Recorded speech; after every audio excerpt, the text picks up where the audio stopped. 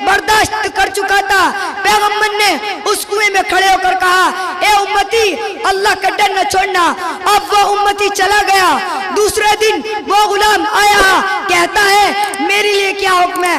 تو پیغمبر نے کہا اے امتی اللہ کے کلمے کو نہ چھوڑنا، اللہ کے دروازے کو نہ چھوڑنا۔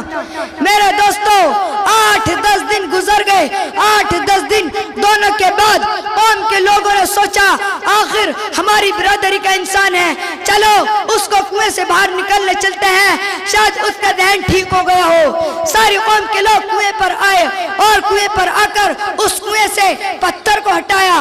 پتھر کو ہٹا کر پوچھا اے انزلہ بتا تیرا کیا خیال ہے؟ تو جناب انزلہ بن صفوان نے کنویں کے اندر سے جواب میں کہتے ہیں قولوا لا الہ الا اللہ تفلحوا، اے قوم کے لوگوں ایک اللہ کا کلمہ پڑھو۔ پیغمبر یہی پیغام پہنچانے کے لیے دنیا میں آتے ہیں۔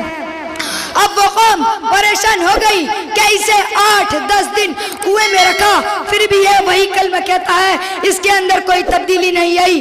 میرے دوستو پھر قوم نے اتنا ظلم کیا کہ پورے علاقے کی مٹی اور گندگی کو کنویں میں ڈالنا شروع کر دیا۔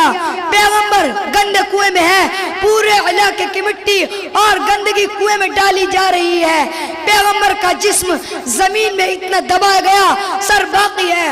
قوم پوچھتی ہے اے انزلہ بتا تیرا کیا خیال ہے؟ تو جناب انزلہ بن صفوان نے کہا لا الہ الا اللہ۔ اب اس بدبخت قوم نے پیغمبر کے منہ پر بھی مٹی ڈال دی اور پیغمبر کو کنویں میں زندہ دفن کر دیا، اور پیغمبر کو کنویں میں زندہ دفن کر کے اور اوپر سے مٹی ڈال کر وہ ساری قوم کنویں پر کھڑی ہو کر ناچنے لگی۔ جب وہ قوم کنویں پر کھڑی ہو کر ناچنے لگی تو اللہ کی غیرت کو جوش آ گیا۔